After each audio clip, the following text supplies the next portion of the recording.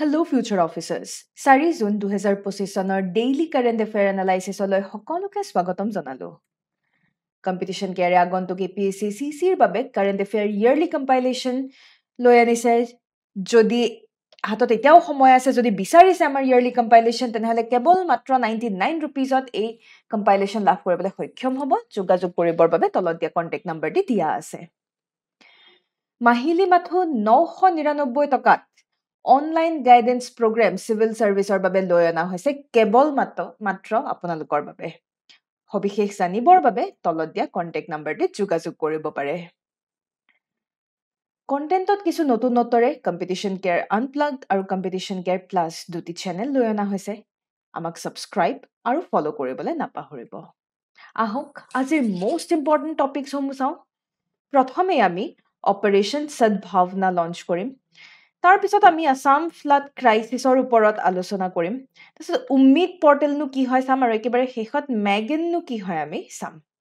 প্ৰথমেই অপাৰেশ্যন সদ্ভাৱনা কেলে নিউজত আহিছে। আৰ্মিৰ civic outreach in Ziro' valley Arunachal Pradesh. Indian আৰ্মিয়ে অৰুণাচল প্ৰদেশৰ জিৰ' ভেলীত এটি ইনিচিয়েটিভ লৈছে, যাৰ নাম দিয়া হৈছে অপাৰেশ্যন সদ্ভাৱনা। মূল উদ্দেশ্য কি? অপাৰেশ্যন সদ্ভাৱনাৰ মূল উদ্দেশ্য হৈছে বিশেষকৈ এডুকেশ্যনেল ছাপৰ্ট প্ৰভাইড কৰা, চেনিটেশ্যন হেল্থ এণ্ড হাইজিনৰ বাবে চেনিটেশ্যন ড্ৰাইভ লৈ আনিছে, ফিটনেছৰ বাবে ইনিচিয়েটিভ লোৱা দেখা পোৱা গৈছে। তেওঁলোকে এটি মটো ৰাখিছে, উই চাৰ্ভ বিয়ণ্ড বৰ্ডাৰ্ছ বুলি কৈছে। এডুকেশ্যনেল ছাপৰ্টৰ বাবে লাগতিয়াল ষ্টেচনাৰী বস্তু, বিশেষকৈ লোকেল যিখিনি স্কুলৰ ল'ৰা ছোৱালী তেওঁলোকৰ বাবে লৈ অনা হৈছে, যাতে ল'ৰা ছোৱালীসকলক মটিভেট যাতে কৰিব পৰা যায়। এটলিষ্ট যিটো আমাৰ ফাউণ্ডেশ্যনেল লিটাৰেচি, সেই ফাউণ্ডেশ্যনেল লিটাৰেচি লৈ আনিবৰ বাবে। চেনিটেশ্যন ড্ৰাইভৰ কাৰণে 3টা মোবাইল টয়লেট ইউনিট ৰাখিছে। ক'ত? জিৰ' ভেলীত ডেফিনেটলি, যাতে মানুহে পৰিষ্কাৰ পৰিচ্ছন্নতাৰ ওপৰত মানুহ আৰু যাতে সজাগ হয়। ঠিক সেইদৰে ফিটনেছৰ বাবে অ'পেন এয়াৰ জিম ইকুইপমেণ্ট লোৱা হৈছে, যাতে সকলোৱে পাব্লিকে মিলি পেলাই সেই জিমৰ ইকুইপমেণ্টসমূহ ব্যৱহাৰ কৰিব পাৰে। সেইকাৰণে ভিজন কি কৈছে? Healthier stronger local population. Civil military relation আচলতে ষ্ট্ৰং বনোৱাৰ মূল উদ্দেশ্য বুলি আমি ক'ব পাৰোঁ। আজি লোকেল মানুহ, জিৰ' ভেলীত থকা লোকেল মানুহ আৰু যিখিনি আমাৰ মিলিটাৰী, তেওঁলোকৰ মাজত যি সম্পৰ্ক, সেই সম্পৰ্ক যাতে সুন্দৰভাৱে গঢ়ি উঠে। আৰ্মিৰ ৰোল অকল ডিফেন্সতেই যে নহয়, সেই বস্তুটো তেওঁলোকে শ্ব'কেছ কৰিবলৈ বিচাৰিছে। আৰ্মিয়ে যে সমাজ সংস্কাৰক বা সমাজৰ উন্নতিৰ বাবেও যে কাম কৰিবলৈ পাৰে বা কাম কৰি আছে, এই ক্ষেত্ৰত operation Sadbhavana is a very good example. তো অপাৰেশ্যন সদ্ভাৱনাৰ আমি কি দেখা পাইছোঁ? ডিফেন্সৰ উপৰিও army's role in social upliftment, public service, human connection. ইয়াকে কৈ প্ৰিলিমছ প্ৰেক্টিছ প্ৰশ্ন এতিয়া আপোনালোকৰ বাবে লৈ অনা হৈছে। Operation Sadbhavana recently seen in news is associated with counter insurgency operations in Jammu and Kashmir, India's peacekeeping role in South Sudan, civic outreach and welfare initiative by the Indian Army, disaster management operation in Andaman Island. উত্তৰটি নিশ্চয় গম পাইছে, আমাক জনাবলৈ নাপাহৰিব। এইখিনি আপোনালোকক জনাই থওঁ যে কম্পিটিশ্যন কেয়াৰে অতি সোনকালে ক্লাছৰুম গাইডেন্স প্ৰগ্ৰেম এটি লৈ আনিছে। আমাৰ শিলপুখুৰী চেণ্টাৰত অফলাইন মাধ্যম যোগে চিভিল চাৰ্ভিচৰ প্ৰিপেৰেশ্যনৰ গাইডেন্স পাবলৈ সক্ষম হ'ব for all rounds of the entire civil service journey. সবিশেষ জানিবৰ বাবে 7002355399 যোগাযোগ কৰিব পাৰে। যদিহে আপোনালোকে CSET-ৰ ফুল কোৰ্চ বিচাৰিছে, তেনেহ'লে কেৱল মাত্ৰ 999 টকাত এটি ফুল কোৰ্চ CSET-ৰ অনলাইন মাধ্যম যোগে লাভ কৰিবলৈ সক্ষম হ'ব, য'ত এক্সট্ৰা বোনাছ হিচাপে CSET-ৰ টেষ্ট চিৰিজ একেবাৰে বিনামূলীয়া আপোনালোকৰ বাবে ৰখা হৈছে। ইয়াত দিয়া কণ্টেক্ট নম্বৰটিত যোগাযোগ কৰিব পাৰে। ইয়াৰ পিছৰ আৰ্টিকললৈ আহিছোঁ। Assam flood crisis. বৰ্তমান বানপানী প্ৰায় অসমত প্ৰায়ভাগ জেগাতেই আমি বানে পৰিস্থিতি খুব বেয়াৰ ফালে ঢাল খুৱাইছে, আমি দেখা পাইছোৱেই। আৰু এয়া আজিৰ কথা নহয়, প্ৰতি বছৰে অসমৰ বান বুলি ক'লে this is something which is very common for আছ।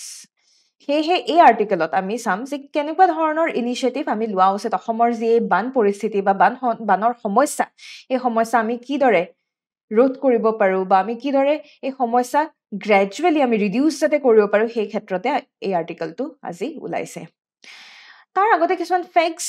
আমি চাই লওঁ Assam has one of the highest flood prone areas in India কিমান অসমৰ প্ৰায় মাটিকালিৰ ক্ষেত্ৰত চাব গলে প্ৰায় 39.58% of its land তাৰ মানে approximately আমাৰ more than 78,000 square kilometer 78,483 square kilometer অসমৰ এৰিয়া মাটিকালি তাৰ ভিতৰত প্ৰায় চাওকচোন 31,050 square kilometer অসমত ইমানখিনি area out of 78,000 more than 78,000 31,000 square kilometer আমাৰ বানে নষ্ট কৰে বানৰ লগতে আমি কি দেখা পাওঁ মাটি bank erosion প্ৰায় 4,270 square kilometer erosion প্ৰায় 1950 ৰ পৰা আমি erosion দেখা পাই আছো মাজুলীৰ কথা বিশেষভাৱে ক'ব গলে মাজুলী সকলোৱে গমে পায় আটাইতকৈ বৃহৎ নদীদ্বীপ 35.5% এৰিয়া প্ৰায় 1915 ৰ পৰা 2005 লৈকে লছ কৰিছে এটা 2005 ৰ পৰা আজি 2025 লে চাব গলে more than 35.5% definitely হ'ব অলপমান ইতিহাসৰ পৃষ্ঠাত উপতি গলে দেখা পাম যে 1956-61 সেই টাইম পিৰিয়ডত অসমে এই ফ্লাড মেনেজমেন্ট প্ৰজেক্ট সেকেন্ড 5 ইয়াৰ প্লেনৰ আন্ডাৰত প্ৰজেক্ট কৰিবলৈ আৰম্ভ বিশেষকৈ ফ্লাড মেনেজমেন্ট প্ৰজেক্ট সমূহ সেকেন্ড 5 ইয়াৰ প্লেনৰ আন্ডাৰত অসমে ইনিশিয়েটিভ লোৱা আমি দেখা পাওঁ 1987 ত ন্যাশনাল ওয়াটাৰ পলিসি লৈ অনা হয় ব্লুপ্ৰিন্ট অসমৰ ব্লুপ্ৰিন্টৰ বাবে ভেৰি ইম্পৰ্টেন্ট 1980 ত ব্ৰহ্মপুত্ৰ বোৰ্ড এস্টাব্লিশ কৰা হয় আমাৰ উত্তৰ পূৰ্বাঞ্চলৰ যি বানপানীৰ সমস্যা এই বানপানীৰ সমস্যাৰ কিদৰে আমি মেনেজ কৰিব পাৰো তাৰ বাবে 1980 ত ব্ৰহ্মপুত্ৰ বোৰ্ড লৈ অনা হয় এটা যিসমূহ প্ৰজেক্ট ফ্লাড মেনেজমেন্টৰ বাবে যিসমূহ প্ৰজেক্ট লৈ অনা হৈছে তাৰ ভিতৰত কেইটামান উল্লেখনীয় প্ৰজেক্ট চাব গলে মথাউৰি প্ৰায় more than 4,000 কিলোমিটাৰ মথাউৰি নিৰ্মাণ কৰা হয় anti erosion town protection work initiative লোৱা হৈছে ড্ৰেইনেজ স্কিমছ লৈ অনা হৈছে বিশেষকৈ আমাৰ খেতি যে নষ্ট হয় তাৰ উপৰি বহু মানুহ ইফালৰ পৰা বানৰ বাবে ইফালৰ পৰা হিফাল তেওঁলোক ডিসপ্লেস হ'বলগীয়া হয় ইনফ্ৰাষ্ট্ৰাকচাৰ ড্যামেজ হয় সেই সকলোবোৰ যাতে প্ৰিভেন্ট কৰিব পাৰি তাৰ কাৰণে এই ইনিশিয়েটিভ সমূহ লোৱা আমি দেখা পাইছো ইয়াৰ দ্বাৰা কি হ'ব ইয়াৰ দ্বাৰা ডেফিনেটলি লং টাৰ্ম ইকোনমিক বেনিফিটটো দেখিছোৱে তাৰ উপৰি সোশ্যাল বেনিফিটটো আমি দেখা পাওঁ খুব ইম্পৰ্টেন্ট হাইড্ৰো ইলেক্ট্ৰিক ডেমছ সমূহ আমাৰ যিসমূহ ডেমছ নদী বান্ধ সেই নদী বান্ধসমূহৰ এই ক্ষেত্ৰত যদি আমি ভূমিকা চাওঁ এই ভূমিকা চাব গলে পাৱাৰ জেনাৰেশনৰ উপৰিও ফ্লাড মেনেজমেন্ট বা ফ্লাড মডাৰেশনৰ কাৰণেও খুবেই ইম্পৰ্টেন্ট কাৰণ এই বান্ধসমূহে কি কৰে কিছু পৰিমাণে হলেও পানী নদীৰ যি পানী সেই পানী ধৰি ৰাখিবলৈ সক্ষম হয় যেনে আজি দিবাঙৰ কথাই কওঁ বা সোৱণশিৰিৰ কথাই যদি ক'বলৈ যাওঁ তাৰ উপৰি অন্যান্য কিছু গুৰুত্বপূৰ্ণ কথা ক'ব গলে এতিয়া বৰ্তমান আমাৰ সমস্যা ক'ত বৰ্তমান আমাৰ সমস্যা আমাৰ যিসমূহ মথাউৰি নিৰ্মাণ কৰা হৈছে মথাউৰিসমূহ লাহেকৈ পুৰণা হ'ব ধৰিছে প্ৰায় 50 বছৰতকৈ অধিক সময় যিসমূহ মথাউৰি পাৰ হৈ গৈছে ডেফিনেটলি সেই মথাউৰিসমূহ বানে ভাঙি পেলাব সেয়েহে বৰ্তমান আমি মডাৰ্ণ টেকনলজি ফোকাস কৰা উচিত যাতে কংক্ৰিটৰ মথাউৰি যাতে আমি নিৰ্মাণ কৰো পাইল ফাউণ্ডেশ্যনছ জিঅ'সিন্থেটিক্স মুঠৰ পৰ টেকনলজিৰ মাধ্যমেৰে প্ৰপাৰ এম্বেংকমেন্টছ প্ৰপাৰ সঠিকভাৱে মথাউৰি নিৰ্মাণ কৰাটো বৰ্তমান সময়ত খুবেই প্ৰয়োজনীয় নেক্সট আহে ড্ৰেজিং অফ ব্ৰহ্মপুত্ৰ অৰ্থাৎ ব্ৰহ্মপুত্ৰৰ যি মাটি সেই মাটি খন্দাটো খুবেই প্ৰয়োজনীয় 1950 চনৰ ভূমিকম্পৰ পৰা ব্ৰহ্মপুত্ৰৰ যি আমাৰ ৰিভাৰ বেড সেই ৰিভাৰ বেড উঠি যায় আমি সকলোৱে গম পাওঁ আৰু সেয়েহে সেই তেতিয়াৰ পৰা ব্ৰহ্মপুত্ৰৰ ৱাটাৰ হোল্ডিং কেপাচিটি কমি যায় এই ক্ষেত্ৰত ব্ৰহ্মপুত্ৰৰ সেই ৰিভাৰ বেড খন্দা এই যে প্ৰক্ৰিয়া তাকে আমি ড্ৰেজিং বুলি কওঁ সেই ড্ৰেজিং প্ৰসেস খুবেই প্ৰয়োজনীয় যাতে ৱাটাৰ হোল্ডিং কেপাচিটি ব্ৰহ্মপুত্ৰৰ ইনক্ৰিজ হয় তাৰ উপৰি আমি ফোকাস কৰিব লাগে কিছুমান ওয়েটল্যান্ডছ বা পণ্ড কিছুমান নিৰ্মাণ কৰাত বৰ্তমান কি হৈ আছে বৰ্তমান আমি যিসমূহ জলাশয় খাল বিল ইত্যাদি পুতি পেলাই কনষ্ট্ৰাকচনত ফোকাস কৰি আছো কিন্তু এই ক্ষেত্ৰত যদি আমি জলাশয়সমূহ পুতি পেলাও তেতিয়া কি হ'ব তেতিয়া হলে ফ্লাড ডেফিনেটলি বানপানীৰ সমস্যা বৃদ্ধি পাব এই ক্ষেত্ৰত ক'ব গ'লে চৰকাৰে গভৰ্ণমেণ্ট অফ ইণ্ডিয়াই কি কৰিছে প্ৰায় 50টা ষ্টৰেজ পণ্ড প্ৰপ'জ কৰিছে ক'ত শদিয়া আৰু মাজুলীৰ মাজত খালি প্ৰব্লেম এটাই হৈ আছে যে 50টা পুখুৰীৰ বাবে যিখিনি মাটিৰ প্ৰয়োজন হ'ব সেই মাটিৰ যি দাম সেই দাম অলপমান ইনএফেক্টিভ কষ্ট ইনএফেক্টিভ হৈ আছে সেইটো অলপমান আনভায়েবল টাইপৰ সিচুৱেশ্যন হ'ব পাৰে ইকনমিকেলি আনভায়েবল বিশেষভাৱে আমি অলপমান চীনৰ পৰা হয়তো কিছু অনুপ্ৰেৰণা লোৱা উচিত আজি চীনৰ যি ৱাংহো নদী বান্ধ সেই ৱাংহে নদী বান্ধৰ ক্ষেত্ৰত ক'ব গ'লে তেওঁলোকে কিদৰে সেই নদী বান্ধৰ দ্বাৰা ফ্লাড কণ্ট্ৰোল কৰি আছে আমি তেওঁলোকৰ পৰা অনুপ্ৰেৰণা লোৱা উচিত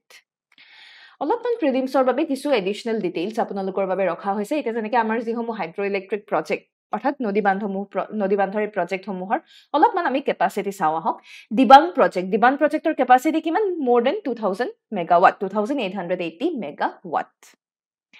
সোৱণশিৰিৰ কেপাচিটি কিমান 2000 মেগাৱাট ভেৰি ইম্পৰ্টেণ্ট সোৱণশিৰি প্ৰায় নিউজত থাকেই মনত ৰাখিব তো এতিয়ালৈকে প্ৰায় দিবাং আৰু Subansiri it has been mandated for flood control মানুহৰ মাজত এটা মিসকনসেপচন এটা আছে যে নদী বান্ধে বানপানীৰ সমস্যা বৃদ্ধিহে কৰে কিন্তু সঁচা কথা ক'ব গ'লে যিবোৰ সৰু সৰু নদী বান্ধ সৰু সৰু small ৰিজাৰ্ভাৰ্ছ actually they lack the flood storage সৰু সৰু নদী বান্ধেহে এই যে পানী ধৰি ৰাখিব পৰা কেপাচিটি পানী ধৰি ৰাখিব পৰা কেপাচিটি সৰু সৰু নদী বান্ধৰ নাথাকে কিন্তু আমি যদি মেগা ডেমছৰ কথা কওঁ নেবা মেগা ডেমছে কিন্তু হিউজ এমাউণ্টত ৱাটাৰ ষ্ট'ৰ কৰি থ'ব পাৰে সেয়েহে যি মিসকনসেপ্ট আমি নাইকিয়া কৰা উচিত সেয়েহে নতুন ষ্ট্ৰেটেজিৰ বিষয়ে ক'ব গ'লে আমি ডাঙৰ অলপমান হিউজ লেভেলত মাল্টিপাৰ্পাছ ডেমছ হয়তো ইনিচিয়েট কৰাটো অলপমান অসমৰ বানপানীৰ সমস্যাৰ বাবে এটি সুফলদায়ক হ'ব বুলি আমি আশাবাদী এইখিনিতে আপোনালোকৰ বাবে মেইনছ লেভেল প্ৰেক্টিছ কুৱেশ্যন এটি ৰাখিছোঁ যিহেতু লাহেকৈ ইতিমধ্যে UPSC প্ৰিলিমছ হৈ গ'ল লাহেকৈ APSC প্ৰিলিমছো হ'ব তাৰপিছত মেইনছৰ বাবে আমি প্ৰিপেয়াৰ কৰিব লাগিব এই যে গোটেই ফ্লাড ৰিলেটেড যি আৰ্টিকল আমি পঢ়িলোঁ ইনিচিয়েটিভ আমি যে পঢ়িলোঁ এই গোটেইটো আমাৰ ডিজাষ্টাৰ মেনেজমেণ্ট GS3 পেপাৰৰ ডিজাষ্টাৰ মেনেজমেণ্টৰ বাবে গুৰুত্বপূৰ্ণ সেয়েহে আপোনালোকৰ বাবে GS3 স্পেচিফিক প্লাছ অসম বুলি ক'লে GS5ও আহি পৰে GS3 কাম GS5 স্পেচিফিক মেইনছ প্ৰেক্টিছ প্ৰশ্ন এটি আগবঢ়াইছোঁ আপোনালোকে লিখিবলৈ চেষ্টা কৰিব enumerate and critically analyze the various structural and non-structural measures adopted for flood control in Assam. অসমত বানপানীৰ সমস্যা কন্ট্ৰোল কৰিবৰ বাবে কেনে ধৰণৰ ষ্ট্ৰাকচাৰেল আৰু নন-ষ্ট্ৰাকচাৰেল ইনিচিয়েটিভ লোৱা হৈছে Do you think a paradigm shift is needed in Assam's flood management approach? Justify your answer. উত্তৰটি লিখিবলৈ চেষ্টা কৰিব এইখিনিতে জনাই থওঁ যে প্ৰতি শনিবাৰে কম্পিটিশ্যন কেয়াৰে এটি কাৰেণ্ট এফেয়াৰ টেষ্ট কণ্ডাক্ট কৰে এই টেষ্ট কেৱল মাত্ৰ 10 টকাত লাভ কৰিবলৈ সক্ষম হ'ব সবিশেষ জানিবৰ বাবে ইয়াত দিয়া কন্টেক্ট নম্বৰটিত যোগাযোগ কৰিব পাৰে ইয়াৰ পিছৰ নিউজলৈ আগবাঢ়িছোঁ উম্মিদ পৰ্টেল মানে কি উম্মিদ পৰ্টেল 6 জুন অৰ্থাৎ পৰহিলে ৱকফ এমেণ্ডমেণ্ট এক্টৰ অনুসৰি ৱকফ প্ৰপাৰ্টি ৰেজিষ্ট্ৰেশ্যন ষ্ট্ৰীমলাইন কৰিবৰ বাবে উম্মিদ পৰ্টেল লৈ অনা হ'ব উম্মিদৰ ফুল ফৰ্ম চাওক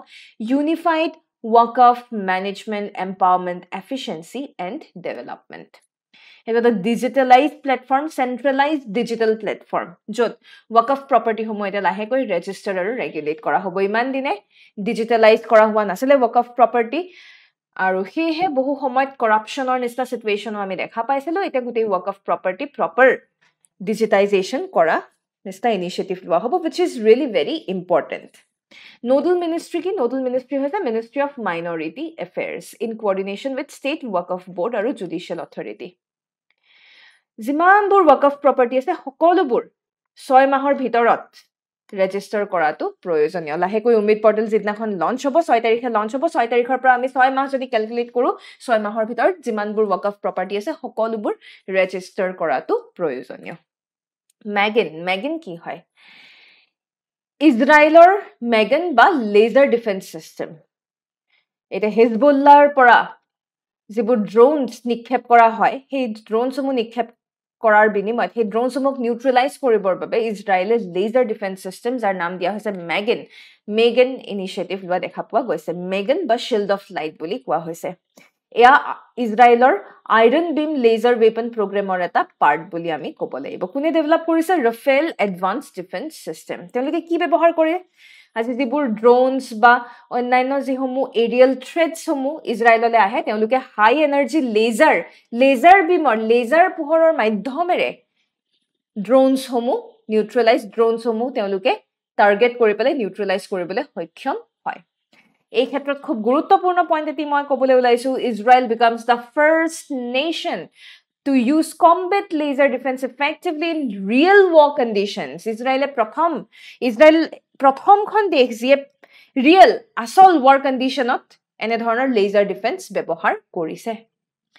Prelims practice প্ৰশ্ন এটি আপোনালোকৰ বাবে আগবঢ়াইছো Consider the following statements regarding Megan or Shield of Light developed by Rafael Advanced Defense System uses direct energy laser beams to burn and disable aerial threats like drones and UAVs. Israel becomes the second nation after US to use combat laser defense effectively in real war conditions. উত্তৰটি নিশ্চয় গম পাইছে আমাৰ comment সেকশনত জনাবলে নাপাহৰিব আৰু কালিৰ যিসমূহ prelims practice প্ৰশ্ন সেই প্ৰিলিমছ প্ৰেক্টিছ প্ৰশ্নলে আগবাঢ়িছো সাপ্লাই চেইন ৰেজিলিয়েন্স ইনিচিয়েটিভ কোন কেখন দেশ ইয়াত জড়িত হৈ আছে কোৱাড নেশ্যনছ জড়িত হৈ আছে যদিও কোৱাড নেশ্যনছ জড়িত হৈ আছে কোৱাডৰ ইউএছ নাই বুলি মই কালি কৈছিলো তো ইউএছক বাদ দি পেলাই বাকি তিনিখন ইয়াত জড়িত হৈ আছে Shangri-La ডায়লগৰ ওপৰত আপোনালোকৰ বাবে প্ৰশ্ন এটি ৰখা হৈছিলে Annual Multilateral Forum on Economic Cooperation among Indo-Pacific country তো নহয় it's not for economic cooperation আমি কালি পঢ়িছিলো তো ওয়ান অফ যদি আমি এলিমিনেট কৰি দিও আমি শুদ্ধ উত্তৰ পায়ে যাও তাৰপিছত এছিয়ান ডেভেলপমেন্ট বেংকৰ ওপৰত প্ৰশ্ন এটি সোধা গৈছিলে a regional multilateral development bank that promotes inclusive and sustainable economic growth in Asia and Pacific headquarter code headquarter metro মনিলা establish কেতিয়া কৰিছিল 1966 তিনিওটা শুদ্ধ এআই আছিল আজিৰ সবিশেষ কিবা ইনকুৱাৰী থাকিলে ইয়াত দিয়া কন্টাক্ট নম্বৰটিত যোগাযোগ কৰিব পাৰে ইয়াকে কৈ ধন্যবাদ